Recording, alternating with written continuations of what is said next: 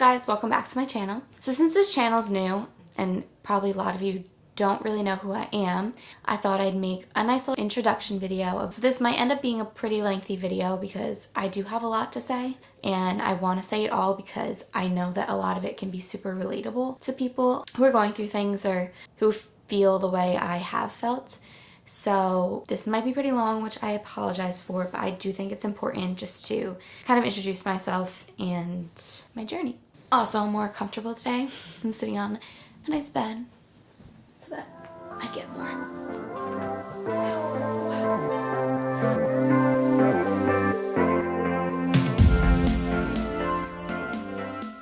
Growing up, I was always really active from kindergarten until 8th grade of high school. Sorry, 8th grade of middle school, which is the same thing as 8th grade. Forget it. I played soccer. That meant I practiced multiple times a week. I had games. I had off seasons. I had a coach. I had motivators, meaning my team, my parents. So I had a lot of different aspects kind of pushing me to exercise, and I never really felt like it was exercise because I thought it was fun. So yeah, I was pretty active as a kid. I always played outside. And then come freshman year of high school, I quit soccer to play volleyball. So I played it freshman year of high school, and again, there was the team aspects, the coaches pushing me, practices, games, so like I had a set schedule of working out. Come sophomore year of high school, I got cut from volleyball. So my push, my motivation, my set schedule of exercise just kind of flew out the window. And instead of taking that opportunity and pushing myself to go to the gym or to start running or to take up a different sport, I just became super lazy. I just remember going home from school basically every day, getting a bag of Goldfish. Not a bag, I'm sorry, it was a box. They had the Costco boxes, which are like this big.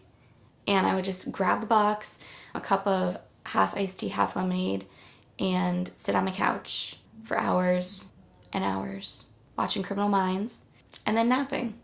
It became a pretty nasty, lazy habit of doing absolutely nothing and eating terribly.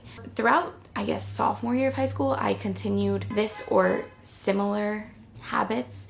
At first, it didn't really catch up to me because my metabolism was still pretty high. Over time, it did start catching up to me as my metabolism was slowing down, because that's what happens when we grow up.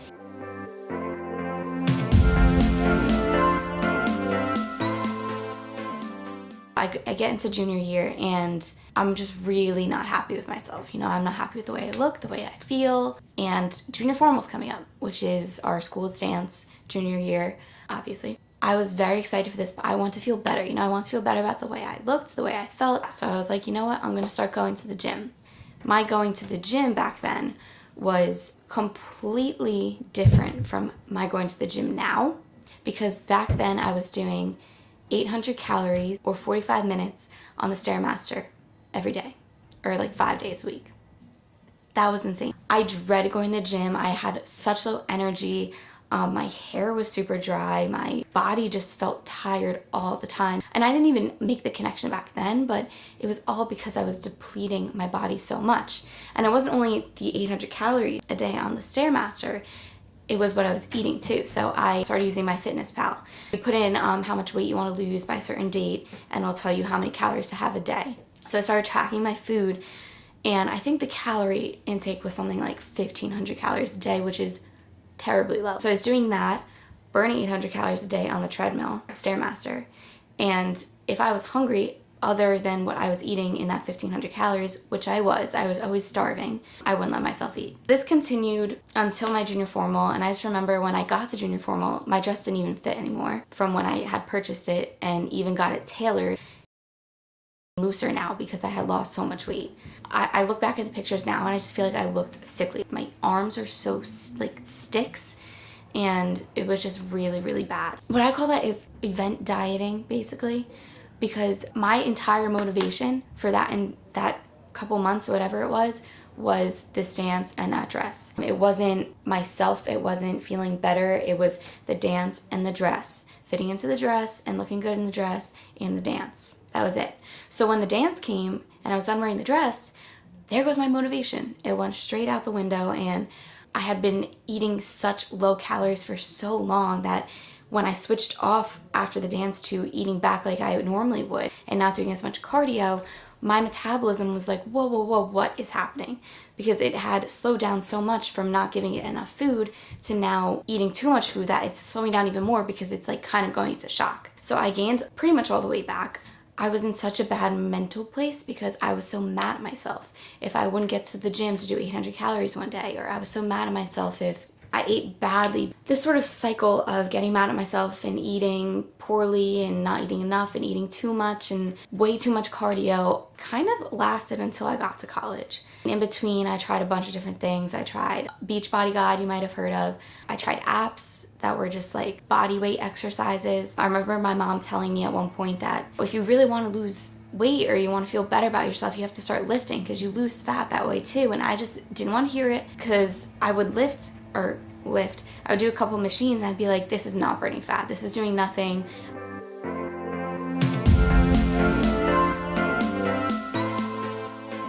So then finally I get to college and I go to the gym for the first time and I am completely upset to find out there is no Stairmaster. In my mind, I'm thinking, how am I supposed to burn 800 calories a day on a treadmill or an elliptical? You just can't do it. I was trying to figure out ways to burn half of what I was burning on the Stairmaster, on the treadmill, and the elliptical. Sorry about that outside. Looking back, that's probably the best thing that could have happened to me because that was the snowball that started the, like when like snowball rolls down the hill? I don't know the saying. But the snowball that caused the effect of me lifting and being where I am today. Because since there was no Stairmaster, I had to run a lot to burn a lot of calories. And that much running, after not really running that much previously, caused me to get a stress fracture. So a stress fracture is just when your bone, specific bone, doesn't really matter, you can get them in your feet, your legs, you can get them really anywhere, has too much stress and they're too weak and they start to sort of splinter. It was right in here on my left leg. I got a stress fracture in my thigh, which is obviously the biggest bone in your body and the thickest bone, I think, in your body. So that's pretty concerning that my body was so deteriorated or not strong enough. My muscles weren't strong enough. My bones weren't strong enough maybe. I didn't really know what it was. Maybe it was the wrong shoes, the wrong form, but something had caused that to happen. And it wasn't like I was running a crazy amount. It was about 2.5 miles, give or take, a day. And I ended up on crutches for 2 months because when you have a stress fracture, if you keep putting stress on it, you're gonna eventually break your leg or your foot or whatever it is. I went 2 months without the gym completely, which was hard on me because I really thought that the only way I was going to feel good about myself was doing cardio pretty much every day. And now I was in this point where I couldn't do it for 2 months. Finally though, I get off my crutches, and this is about winter break of my freshman year of college. I don't think I gained the freshman 15, but I gained some sort of weight. And when I tell you I was so completely upset with how I looked and how I felt, I was just in such a bad mental place. I would look at fitness Instagram people and just literally cry in my bed because I just wanted so badly to feel better. I wanted so badly to not hate my body, not hate myself, not hate when I eat a piece of pizza and feel so guilty afterwards. I wanted to feel good about myself and live the way these people were living so badly. But I was so frustrated because I knew what it was. I knew I had to start lifting, but I just didn't know how. I didn't know how many sets to do, how many reps to do, what my split was supposed to be. I didn't know what half the exercises meant. I didn't know anything about nutrition. I had to learn that straight from scratch on my own. I did so much looking up and Googling and watching YouTube videos and listening to people and looking at their Instagrams, and it was like information overload that winter. I just remember just constantly being frustrated, but I had to start. I had to start somewhere. And when I made that decision to start lifting and to start making that change, that's when things really started happening and I started progressing. I'm not saying it happened within a month at all, because it probably happened within 6 months that I finally felt like, okay, I'm actually lifting and I actually have a good grasp on what I'm doing. So that first initial month, I was mostly still crying, honestly, mostly still frustrated and trying to figure out, what is a split? What does that even mean? What exercises target your shoulders? What exercises target your back? What exercises should I put together? What is a superset? What I think is most important for people to understand is that nobody was born on this earth knowing all of this. Nobody was born on this earth with muscles and with the proper form. I mean, even The Rock, he wasn't born with those muscles and the ability to squat as much as he does or deadlift as much as he does. Everyone has a beginning, everyone has a start, and everyone has to learn from somewhere. That's what I did in that winter, and it's honestly the best decision I could have made, but it really wasn't easy.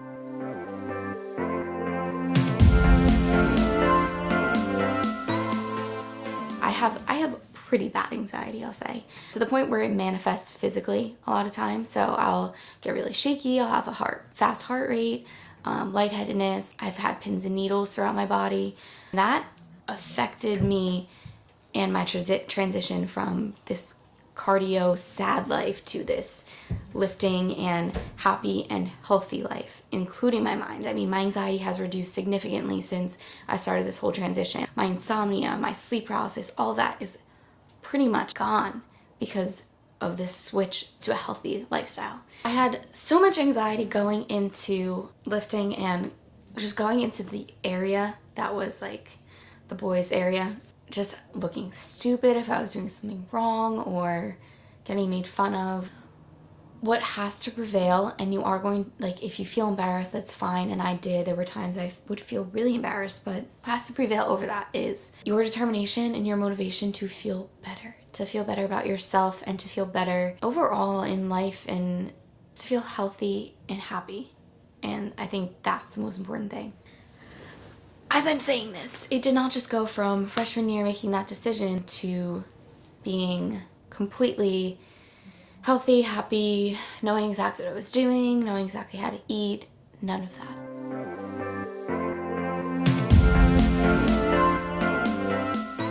So throughout my freshman year and throughout my sophomore year, and even now, I dealt with IBS. Basically what it is any sort of bloating or GI tract issue that they can't pinpoint to something, they'll basically tell you have IBS. And what I would deal with a lot, you get flare-ups when you have IBS, and a flare-up is just when your symptoms act up. So throughout my freshman year and throughout my sophomore year, I had flare-ups non-stop, like literally non-stop. It was extremely frustrating. What would happen specifically to me is I would get really, really bad bloating to the point where I would look really pregnant. And yes, we all bloat at least a little bit, but a lot of times we'll bloat after we have a big meal and it'll go down by the morning, but this would be bloating for weeks on end. And I was so frustrated because to me, I thought I ate healthy at this point, which I did. I made healthier choices, but my main problem was the food I was eating was mass-produced because it was at my college. There's a lot of sodium in mass-produced food. There's a lot of preservatives in mass-produced food. You don't know what they're cooking it with, how much oil they're using, how much seasoning they're using. So just all those factors are not good for anyone's digestive tract, but especially someone who has IBS, it can be detrimental. And on top of that, anxiety can significantly increase your flare-up. So I was dealing a lot with anxiety still, and I still deal with it, but not as much.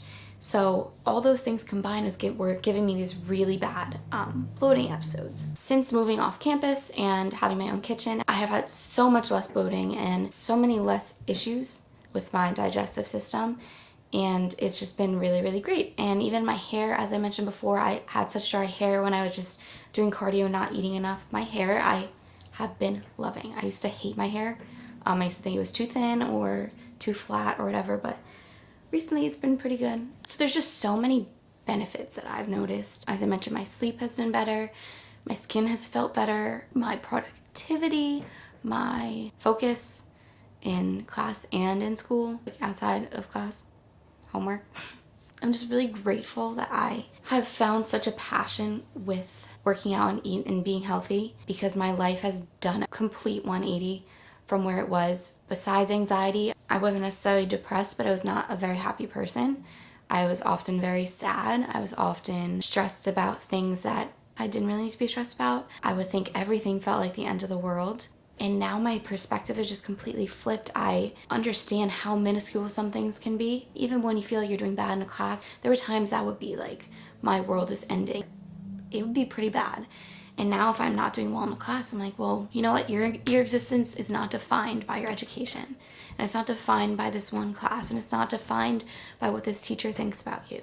And when you finally learn to think about things in that sort of perspective, a lot can change in the way you treat yourself physically and emotionally and mentally, and it's just wonderful. So one of the things that I think frustrated me the most about the start of lifting was figuring out what type of workouts to do, as I said. But you know, I'm watching all these people on YouTube, I'm looking at all their Instagram pages, and I'm confused and frustrated because everyone does something different. Everyone has different goals. Some people are power lifters, some people are figure competitors, some people are just lifting to have fun, some people are lifting for sport, some people are lifting for strength. There's so many different goals in lifting and in working out. There's people who do CrossFit.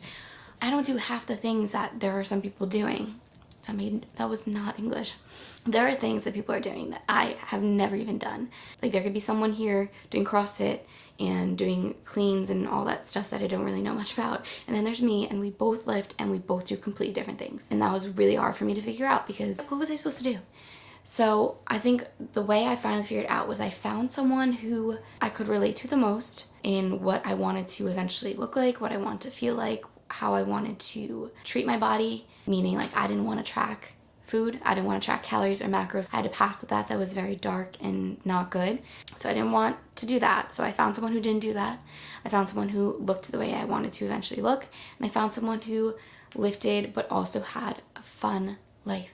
And when you find somebody who resonates with you and where you want to be, that's where the transition will begin. And I promise you, if you just hold on to it and you push through, yes, you're gonna have bad days, you're gonna have bad weeks, you're gonna have skipped gym sessions and you're gonna feel bad about it, but just keep pushing forward. And when you keep going, you'll eventually reach a point where you can look back and be like, wow, I feel so much better.